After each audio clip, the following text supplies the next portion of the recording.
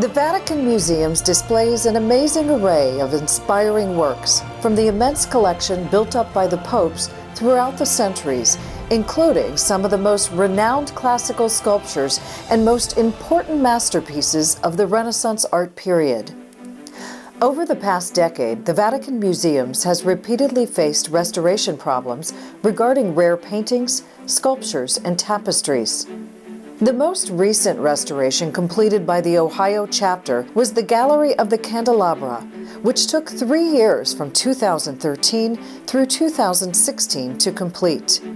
Today we will walk you through the intricate process of restoration at the gallery and give you a sneak peek into the challenging and tedious work accomplished by the museum's specially trained art restoration staff.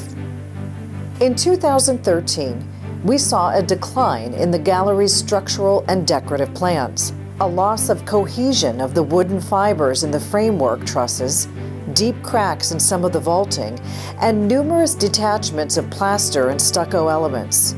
The opacity of monochrome paint layers also displayed serious surface flaking and loss, along with accentuated degradation of the polychrome areas. Shrinkages and loss of gilding on stucco elements and on wall painting decorations. Everything denoted slippage and lifting of the current decorations as contrasted of that of the past.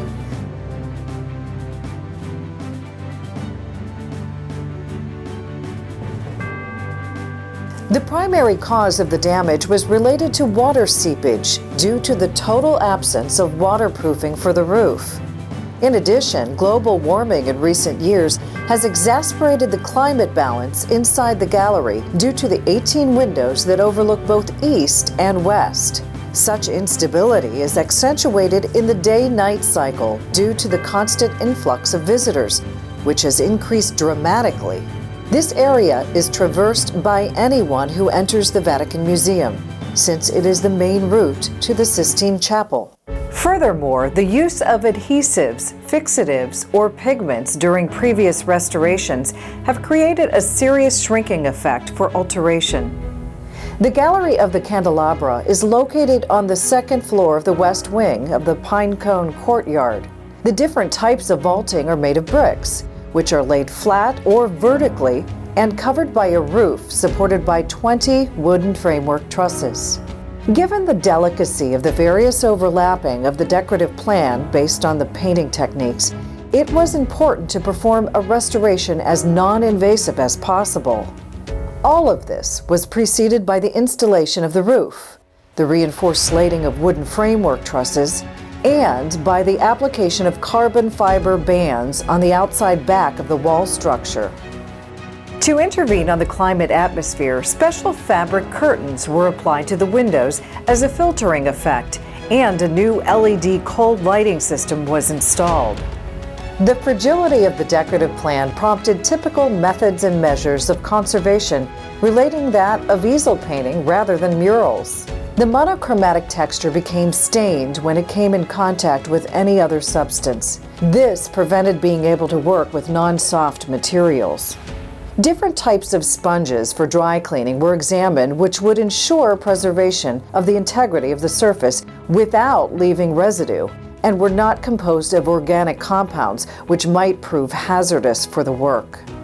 The decided solution involves sponges used for women's makeup, which have shown excellent results. To repair the uneven or raised pigments, consolidating agents and adhesives were researched to guarantee stability under microclimatic conditions, good capacity penetration, and absence of color alteration of the underlying pigments that would easily allow for subsequent retouching.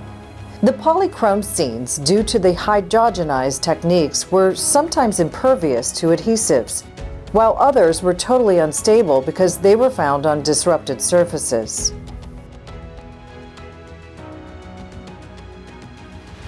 The gilding was often shrunk, assuming a stiffness that was difficult to soften. As the adhesion was identified, an acrylic emulsion was applied that could maintain its elasticity, even under thermal stress. A system so delicate required a preventive protection every time a sealing or plaster consolidation was done.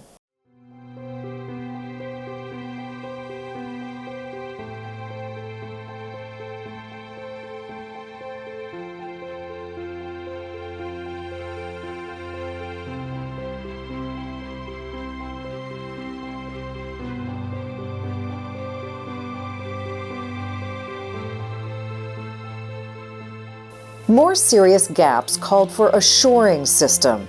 For filling the numerous micro gaps and gilding on plaster, it was necessary to identify a compound which would fill in with just one brush application, fulfilling the operations of protection, grouting, shaping, and chromatic reintegration. For the reintegration of the monochrome damaged by water infiltration, water-based paint was chosen after several tests, thus guaranteeing visual and aesthetic characteristics similar to those of the original paintings.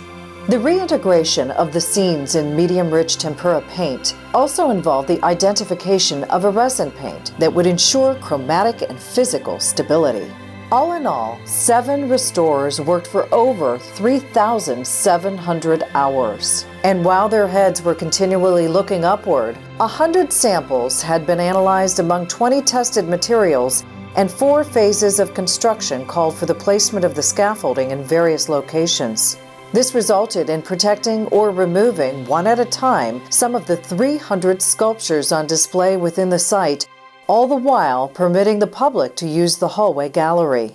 It is the mission of the Vatican Museums today to preserve and share this extraordinary legacy of culture, history, and beauty that the Roman pontiffs have collected and preserved for centuries and will continue to preserve for future generations.